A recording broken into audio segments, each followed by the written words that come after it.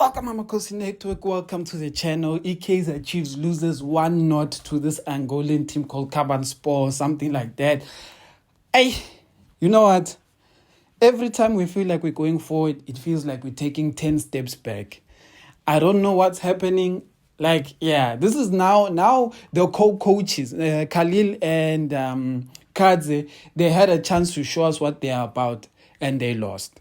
They lost to a team that didn't deserve to even beat us. But before we get into it, please like, comment, and subscribe. I'm going to start by making a very harsh statement. And like I'm saying, I'm making a harsh statement. Meaning, when I make this harsh statement, please, Bafethu, don't attack me, but understand what I'm saying. Sibongiseni Mthethwa, Ox, is our new Yusuf Maart. The things we used to complain about Yusuf Maart, Mthethwa is now doing the exact same thing. I don't know how more I can say it. Mthethwa is doing the same mistakes that Maart was doing. And it's killing us because Mthethwa is such a hard worker off the ball. And do you know what happens with hard workers off the ball? Do you remember a guy called Yusuf Maart? Oh yes, you remember that guy. What did Yusuf Maart do off the ball? Because I remember in the previous video I said one thing. I said I don't understand why Mthethwa is always free to get the ball and Abokele and stuff always feel like they are marked. And then when I kept watching this game, I realized what it is. If you have a chance to rewatch these games, watch how Mthethwa works off the ball. Mthethwa does not stand in one position. Mthethwa continuously moves in this midfield. He continuously moves, trying to find the spaces in the midfield. This is what Mthethwa does. It's even very evident if you remember the Sekhukhune game where the third goal they scored, Mthethwa was the one closing down. If I remember last season, Maart was found in the exact same positions, closing down when he was meant to be our DM. And this is what happens with Mthethwa. Mthethwa is moving off the ball, so he's free. And when he's free, he's the one who finds himself with the opportunity to be creative or help us progress the ball, but he can't. He can't progress the ball. And the sad part about it is that because he's free, he's always the option, the best option for the players around him. And sometimes it's frustrating because even me, I'm like, Mthethwa is free and is the best person to pass, but we shouldn't pass him because we can't progress with him on the ball. And this is going back to coaching. And if you guys are going to ask me, what do I mean by coaching? Mthethwa needs to get coached, and it's a system problem because you can see Mthethwa and Kele are almost playing double number sixes. And the problem with this double number six is that there's going to be moments when Kele goes forward and then there's going to be moments when Mthethwa goes forward. And that's what's continuously happening. But because Mthethwa is so mobile off the ball, he's the one who keeps finding the spaces. And my problem with this formation is that we shouldn't play it.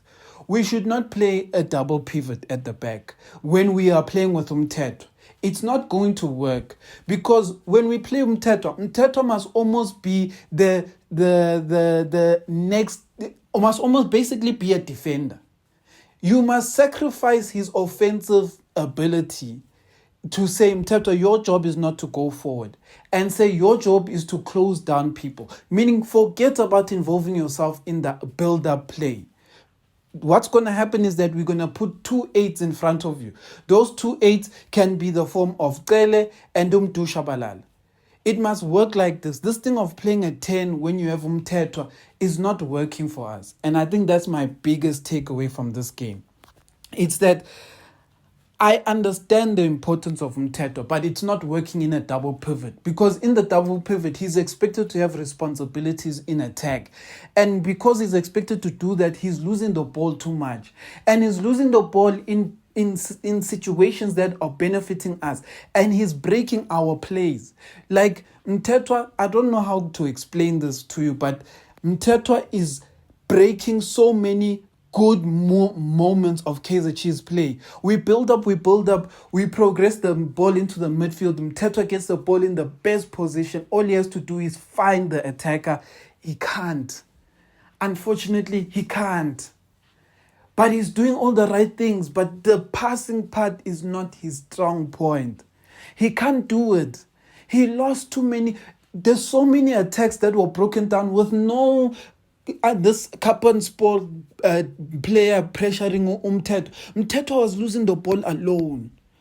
Do you understand what I'm trying to say? Mthethwa was losing the ball alone. And I'm not here to bash Mthethwa. I'm here to bash the coaches. Because it's not right for us to keep putting Mthethwa in positions where he's not good. Mthethwa should not be the ball player in this team, and he should not be exposed to those kind of areas because of how the team is set up. It is very wrong. And the technical team is not fixing it, because the one thing that happened at halftime, I was like, Amakhosi and Khalil need to make a decision. They need to decide to sacrifice, or they need to make a decision to maybe sacrifice Mthethwa. Bring in Ndlovu, and then and then you find a way to consolidate the midfield by telling Ndlovu to not go too far up, to watch their distances between midfield and attack, so that they can block any spaces that usually there, which Mthethwa generally is good at. But now they need to work together. I felt like that was going to be more of an advantage for us than this thing of keeping Mthethwa, because Mthethwa defensively is the best player on the field for Kaizer Chiefs. Defensively, he's absolutely the best player on the field as a natural DM, as a destroyer. He's one of the best destroyers we have right now in South Africa. The problem is, once the destroyer has the ball, destroyers are meant to pass the next midfielder near to them, and then their job is done. The next midfielders are meant to carry the attack, but it doesn't happen like that at Chiefs. Mthethwa, once he becomes a destroyer, he now needs to all of a second Sunday come out with champagne passes, but he can't do it. So that was my biggest frustration of this game, watching it. The other biggest frustration of this game is we keep passing the ball backwards. We find ourselves in good positions, we keep passing the ball backwards. And the reason why I'm saying this is because there's going to be a lot of players on social medias today who are going to go out there and bash Flavio da Silva. They're going to bash him hardcore. They're going to say, Flavio is not good enough. Flavio, Flavio. And I'm going to be like, yeah, I hear you guys. I'm going to be honest. I don't like Flavio. But I can't blame him for not scoring goals. I can't blame him, because our wingers are not creating for him. Where's Modi's assist to Flavio? Where's Lilepo's assist to Flavio? Where's Mdu Shabalala's assist to Flavio? There's barely any assists, because the ball goes to the attack. It finds itself back to Abo Nisho Miguel, Nabo Aiden McCarthy. I don't know how, but it happens. We find ourselves by their box, and the next minute, Miguel has the ball. It doesn't make sense. And the thing is that, I'm saying, I'm going to emphasize this. Flavio is not my best striker. But even if you look at Duba today, Duba was running more backwards than he was running forwards. Meaning the midfielders were failing to find Duba when he was making the runs. And that's the thing I'm trying to emphasize, that our strikers are not getting enough support in creating chances for them. Because I'm ready to bash Flavio for missing one-on-ones. I'm ready to bash Flavio for missing tap-ins. I'm ready to bash Flavio for missing decent chances around the box. I'm ready. But he's not getting those chances. So how can I come here and bash Flavio? It's impossible. I can't bash Flavio for midfielders who are not supplying him. Because at this point, people are expecting Flavio to go into the midfield, collect the ball, take the ball into the defenders, dribble the defenders, and put the ball in the back of the net. It's not going to happen. Honestly, it's not going to happen.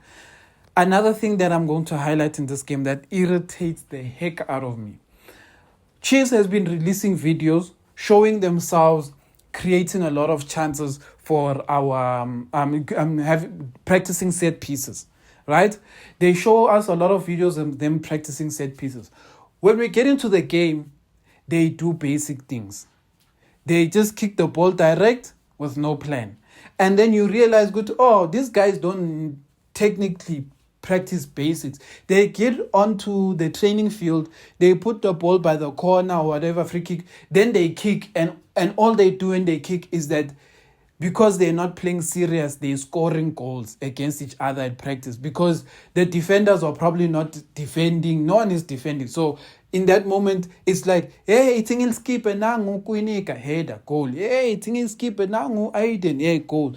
But in a game, Agnak skipper next, the defenders are also there to get the ball.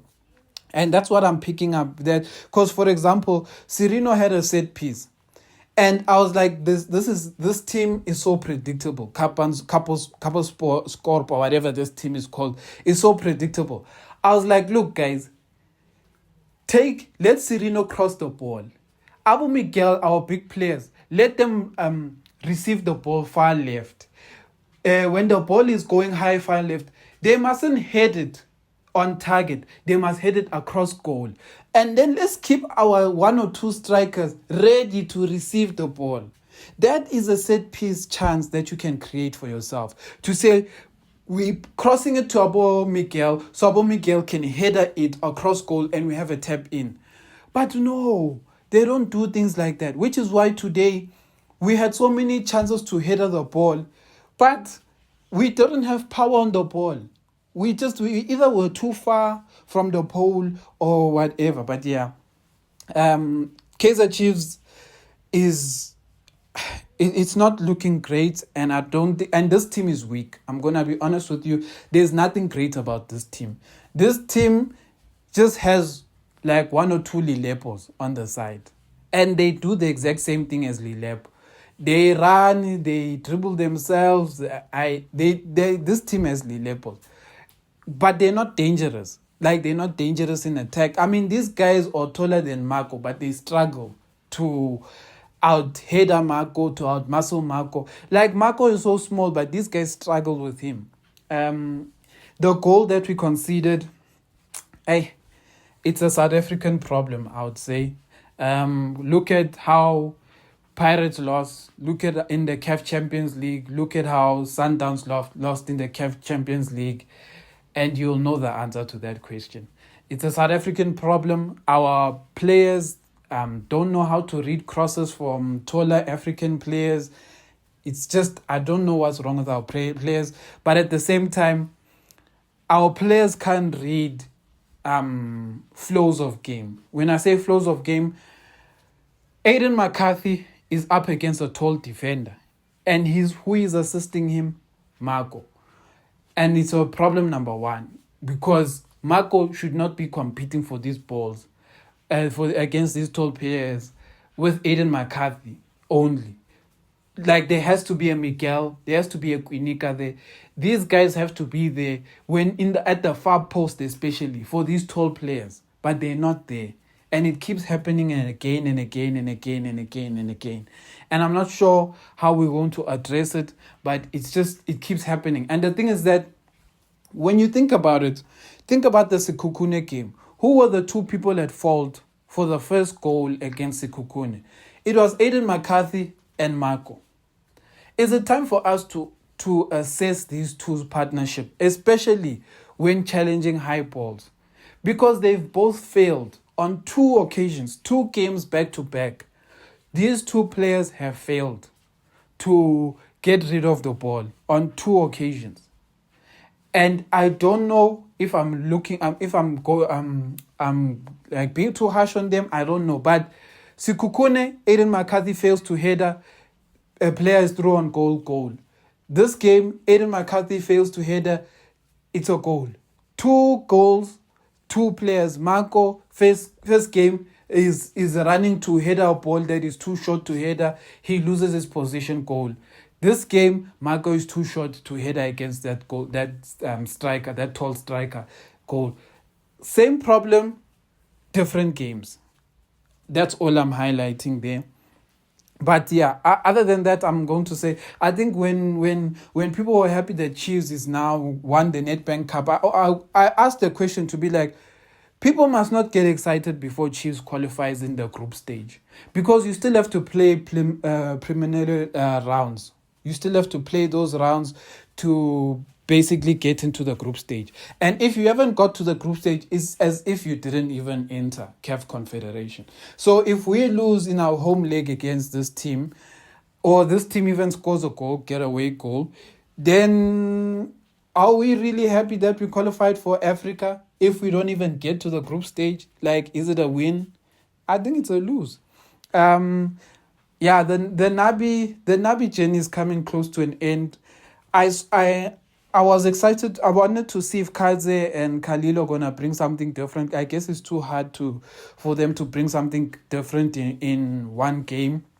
So it would be harsh for us to say anything. It will be, the next game is Morumo. The games are coming very thick and fast. So that's also the problem, is that our new coaches, let me say that, don't have enough time to really show us what they can do differently. I am going to just put my head on the block, and I don't want another foreign coach right now. Because my problem is this. I don't want a coach who doesn't know what the problems of Chiefs. Because a lot of these foreign coaches don't watch Kaizer Chiefs. Like, if you're going to bring someone from Portugal and all these guys are not watching Kaizer Chiefs.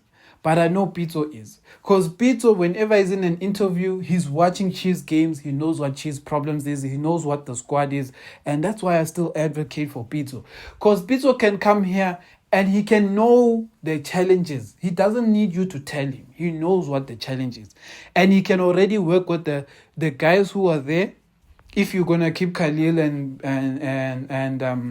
Kaizer, and he can work with them to try at least get some results going and some momentum going. When you bring a foreign coach, look, for example, Wadu from Pirates. Wadu from Pirates, he had a preseason. But look at how bad he started. But remember, he had a preseason. If you bring another foreign coach now, that foreign coach won't have a preseason. And what if he doesn't like what game these guys are playing? It's going to become a problem. But the one thing we at least know is that Pito has worked with a lot of these players that we have at Kaizer Chiefs. Pito has worked with Cirino. He's worked with Mabowe. He's worked with a good crop of these players that we are going to be working with here. So at least from that standpoint, the players will understand what Pito needs from him.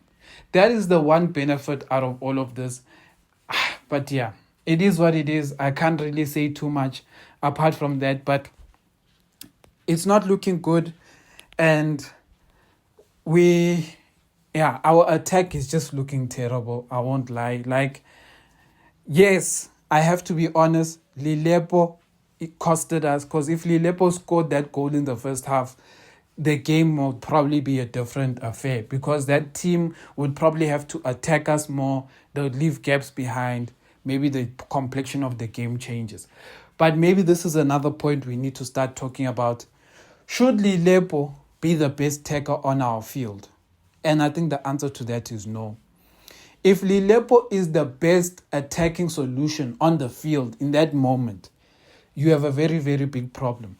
And the problem is, some of the best attackers that we currently have at Kaizer Chiefs are not available. Luke Batman is not available. Velibai is not available. Igodaro is not available. Kanyisa Mayo is not available. These players that I mentioned now, they're probably better than Lilepo in decision making and stuff. And I'm saying probably because Velibai, the jury's still out on him. But Luke Batman, Igodaro, all of these guys, I think they are better in the final third than Lilepo. And then definitely Kanyisa Mayo. We need these players to be available, because there has to be solutions to these problems. There has to be. Amakhosi.